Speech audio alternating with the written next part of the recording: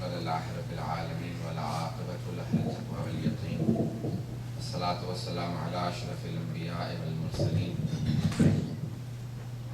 خاتم النبيين بالقاسم محمد اللهم صل على محمد وآل محمد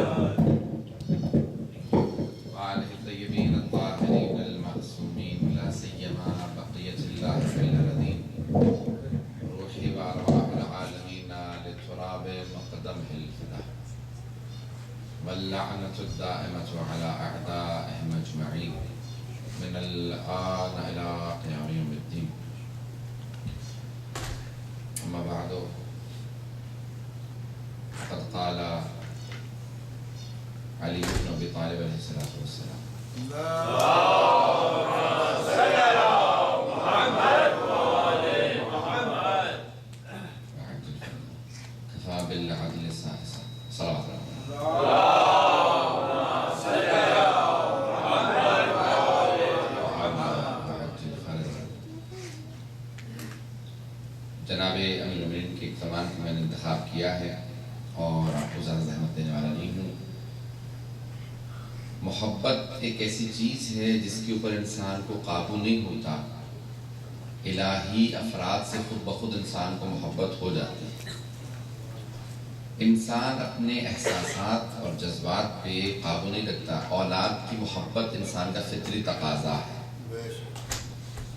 اسی طرح سے برے افراد سے بغض اور نفرت انسان کا فطری تقاضا ہے. اگر آپ اچھے افراد کو دیکھیں گے خود بخود آپ کو احساس ہوگا کہ ان کا مقام میرے دل میں موجود ہے. عام اگر دنیا کے اندر آپ اچھے افراد کو دیکھیں تو خود اچھائی انسان کو اپنی طرف کھینچتی ہے, کشش رکھتی ہے. اور اگر ایک ذات خود ہی میں خوبی ہو, اس کا وجود اچھائی ہو, اس کا وجود حسن ہو, اس کا وجود گڈنس ہو, ورچو ہو, جو بھی آپ ترجمہ کر لیجئے, جیسے قباحت ہے اسی طرح سے اچھائی ہے جسے حسن کہا جاتا ہے. عربی میں حسن آپ لوگ اردو میں استعمال کرتے ہیں خوبصورتی کے لیے, لیکن عربی میں اچھائی کو حسن کہا جاتا ہے. حسن و قبح ایک پوری کی پوری ڈیفینیشن ہے. وجود امیر المؤمنین بے نفس ہی حسن ہے. امیر المومنین اپنے وجود میں اچھائی, سراپا اچھائی ہے. کہتے ہیں کوئی اتنا عادل ہو تو پھر اس کو عادل نہیں کہا جاتا, کہا جاتا ہے یہ عدل ہے. کوئی اتنا اچھا ہو پھر یہ نہیں کہتے یہ اچھا ہے, کہتے ہیں یہی اچھائی ہے.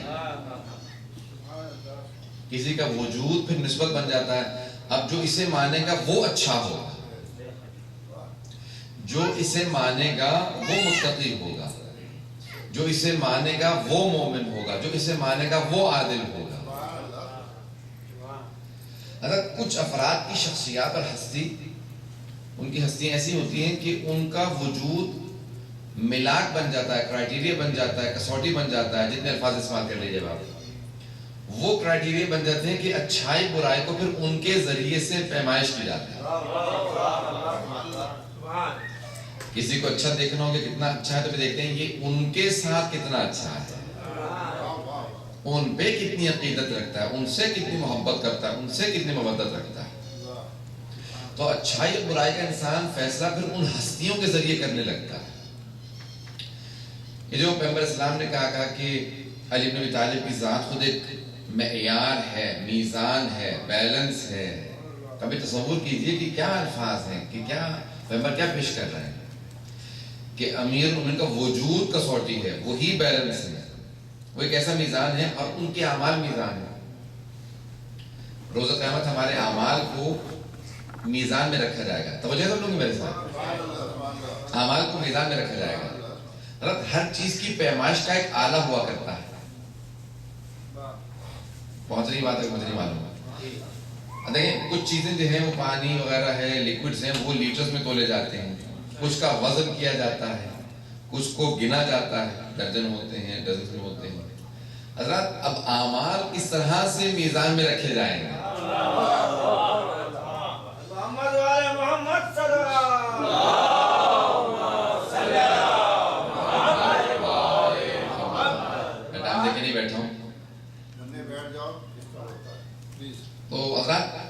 میزان کیا ہوگا روزہ قیامت؟ ہمارے اعمال کا میزان کیا ہے؟ یعنی اس کو کوئی وزن ہے کہ مثال کے طور پہ ہم نے اتنی نمازیں پڑھی ہیں، اتنی عبادات کی ہیں، اتنی مجلسوں میں گئے، تو اس کا کوئی وزن ہوگا اتنے کلو عبادت ہے؟ توجہ سب لوگ میرے ساتھ آیا کلو کے حساب سے ہوگا، لیٹروں میں ہوگی مثال کے طور پہ نمازیں تو لو اتنے لیٹر ہیں، یا درجنوں میں مثال بہت سے لوگ سوچیں گے 500 نمازیں پڑھی ہیں تو درجنوں کے حساب سے چلیں گی وہاں پہ. توجہ ہے لوگ میرے ساتھ. حضرات علماء نے لکھا ہے، علماء علم اخلاق نے لکھا ہے کہا کہ عبادات کو، اعمال کو، اس کا ترازو جو میزان قرار دیا گیا، جو میزان ہوگا اس کے انکار جو ہے وہ اسلام کی بہت سی ضروریات کا انکار نہیں، اسلام سے خارج کر دیتا ہے، کا انکار نہیں کر سکتے. قرآن میں جگہ جگہ ہے میزان ہوگا، تو کہا کہ نہ وزن ہوگا، نہ تولا جائے گا، نہ لیٹر میں ہوگا، نہ گنا جائے گا. وہاں معیار کوانٹیٹی نہیں ہے، کوالٹی ہے. تو کہا گیا ہے کہ جس طرح سے بعض اوقات ماتی کی جاتی ہے، تو کہا وہاں معیار، میزان، کرائیٹیریا علی ابن ابی طالب کے اعمال ہوں گے. معیار کیا ہوتا ہے کہ حضرات مثال کے طور پہ استاد جو ہے جب ماتی کے لیے پرچہ دیتا ہے نا، کہا اسے نمبر دینا شروع کیا، کہ یہ 100/100 ہے. میں نے بات کہہ دی، وہ کہتا ہے کہ 100/100 اس میں کہیں پہ کوئی کمی کاستی نہیں ہے، کوئی نقص نہیں ہے، کوئی عیب نہیں ہے. اب اس کے مطابق ہر چیز کو مارک کر لینا، اس کے مطابق دیکھ لینا، جس کا اس سے ملتا ہوا ہوگا اس کے مقابلے سے سانچہ جو ہے امین کے اعمالوں کی، تو اس کے حساب سے نمبر ملیں گے. یہ 100 ہیں، باقی سارے کم ہوں گے، زیادہ کوئی نہیں ہو سکتا. اب یہ بات سمجھ میں آتی ہے کہ ضربت علی من یوم الخندق کے افضل من عبادت ثقلین، جس کی ایک ضربت ثقلین کی عبادت سے افضل ہو، اس کے سارے اعمال سے سانچہ جائے گا.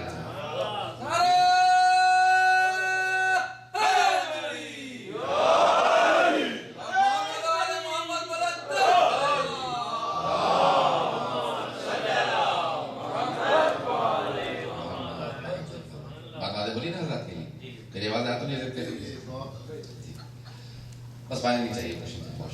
حضرت یہ معیار امین کے اعمال ہو گئے، ان کا اخلاق، ان کا کردار، ان کے سارے کے سارے اعمال ہو گئے. وہاں پہ مثال کے طور پہ مختلف افراد لے کے آئیں گے، کسی کو ایک ہی نمبر ملے گا، میں اپنی بات کر رہا ہوں، اور کچھ کو کچھ بھی نہیں ملے گا.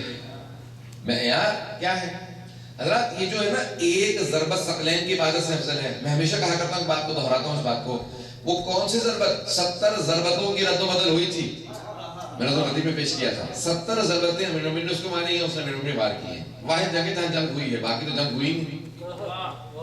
بہت رہی بات، خیبر میں صرف 3 وار کیے ہیں مرحب نے.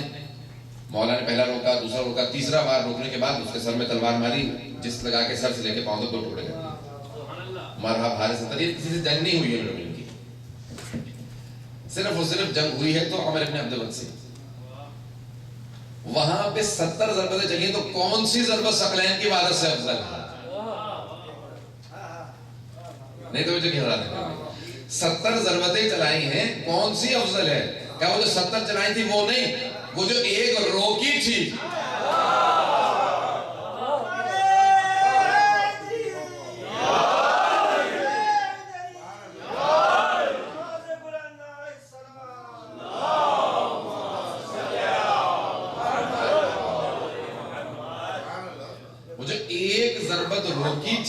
وہ ثقلین کی عبادت سے افضل ہے. کیونکہ حضرات دیکھیں، جنگ جہاد اصغر ہے اور جہاد بنفس جہاد اکبر ہے. وہاں جہاد اصغر میں جو جہاد اکبر کرے اسے علی کہتے ہیں. اب یہ کار با کثرت ہوتا ہے کہ جتنی زیادہ مجالس پڑھنے لگتے ہیں، کوئی ایک ہوتا کہ جب خود دل ہوتا پڑھنے کا، یہاں دل ہے میرا پڑھنے کا. بات کا ایسا ایک ماحول بنتا ہے کہ ایسا خود بخود بنتا چلا جاتا ہے کہ ایک نہ جانے کیا ہوتا ہے، پھر بات کا دل کرتا ہے کہ پڑھنے کا جی جا رہا ہے.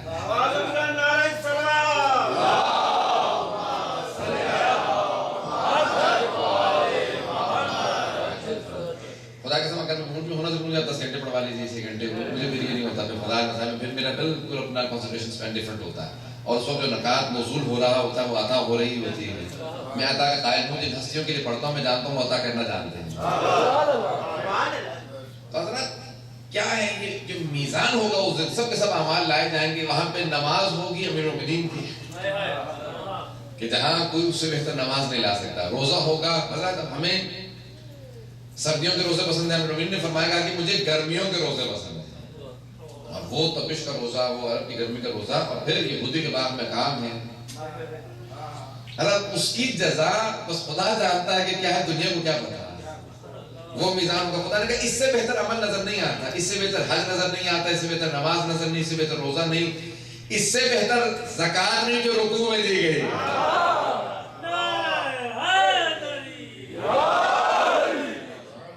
جملہ میرے ذہن میں آیا، میں پیش کرنا چاہ رہا ہوں، سننا چاہیں گا۔ حضرت جناب امیر المومنین کے ہاتھ میں جو انگوٹھی تھی نا، وہ جناب سلیمان کی تھی، نبی سلیمان کی۔ جملہ میرا ضائع کر دیں، میں آرام سے پڑھوں گا تو آپ بھی ضائع کر دیں گے، صرف زیادہ فرض جو ہیں وہ۔ حضرت جناب سلیمان کی انگوٹھی تھی امیر المومنین کے ہاتھ میں، جناب سلیمان کی حکومت تھی، اور جب ایک مرتبہ اپنے ہی حکومت کا پورے ملک کا دورہ کرتے ہوئے اپنے تخت پہ بیٹھے ہوئے تھے، جنہوں نے تخت کو اٹھایا ہوا تھا، ہاتھ کو بڑھایا ہوا تھا کہ ہاتھ سے انگوٹھی گری، نیچے خداوند متعال نے مچھلی کو معمور کر رکھا تھا، وہ فوراً انگوٹھی نکل گئی، اور فوراً جنہوں نے تخت کو پھینک دیا، کہا کہ ہم وہ انگوٹھی کی حد تک آپ کے اپنے پاس سے بچنے کا قرآن کی آیات ہیں، تو کہا کہ خداوند متعال نے معمول کیا تھا جب تک یہ انگوٹھی ہے تو اس کی تم تابع ہو، کہ جب انگوٹھی واپس آئے گی تو ہم آ جائیں گے۔ اس کے بعد پھر کیا، کچھ نہیں، جناب سلیمان کو کرنا پڑا کہ کام تک کیا گھر میں، اور جس گھر کے اندر تھے جب شادی ہوئی تو وہاں پہ وہ جو مچھلی کو کاٹا گیا تو اس کی کہا کہ اس کی عجیب مچھلی، اس کی پیٹ سے انگوٹھی ملی، کہ وہ انگوٹھی مجھے دے دو۔ کہ کیا ہوگا، آپ کو کہا انگوٹھی دو تو صحیح، پھر بتاؤں گا کیا ہوگا۔ جیسے انگوٹھی میں نے دوبارہ جنانے لگے کہ آپ کی خدمت میں حاضر ہیں، کہ تخت لے کے آؤ، چلو واپس لے کے آؤ۔ حضرت ایک مرتبہ وہ انگوٹھی جس کے اندر جناب سلیمان کی حکومت تھی، ایک انگوٹھی ہے جس میں پوری حکومت ہے، سلیمان کی حکومت خشکی پہ تھی، جنگلات پہ تھی، صحرا میں تھی، سمندر پہ تھی، چرند پہ تھی، پرند پہ تھی، جہاں پہ خود پرندوں سے بات کرتے تھے، یہ ساری حکومت تھی۔ امیر المومنین نے کہا کہ وہ سلیمان تھے جن کی انگوٹھی میں حکومت تھی۔ علی وہ ہے کہ جس نے سلیمان کی حکومت کو ایک زکات میں ادا کر دیا۔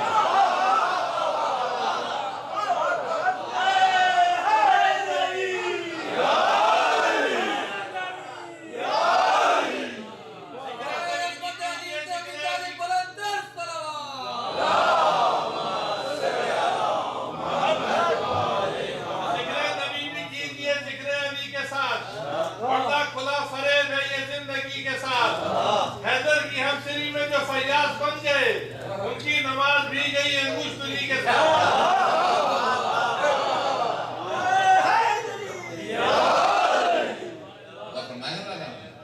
تو اب آپ نے دیکھا کہ 1/40 زکات کو 1/40 کہتے ہیں۔ جناب سلیمان کی حکومت امیر المومنین کی حکومت کا 40واں حصہ ہے۔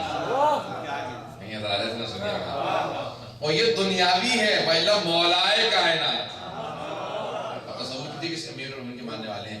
زکات جب میلاد ہوگا، کہا کہ زکات اب اس سے تقابل کیا جائے گا، بات واضح ہو رہی ہے، میزان اعمال امیر المومنین۔ انشاءاللہ تعالیٰ جو مدارے پیش کر رہا ہوں میری طرف سے آپ کے لیے ہدیہ ہوں گے، خود سے کوشش کرتا ہوں، اور مجھے عادت نہیں ہے کہ میں مدارے دوسروں کی رٹا کے سنا دوں، پورا ذکر دے رہا ہوں آپ کو اپنا، یہ مت دیکھیں کہ زور نہیں لگا پا رہا ہوں۔ اگر نماز جہاں 1000 رکعت ہو اور رسول خدا سے منسوب کر دیتے ہیں، میں نے خود تحقیق کی ہے، یہ امام حسن مجتبیٰ نے جملہ کہا تھا جب صفین میں امیر المومنین کے ران میں ایک تیر لگا تھا،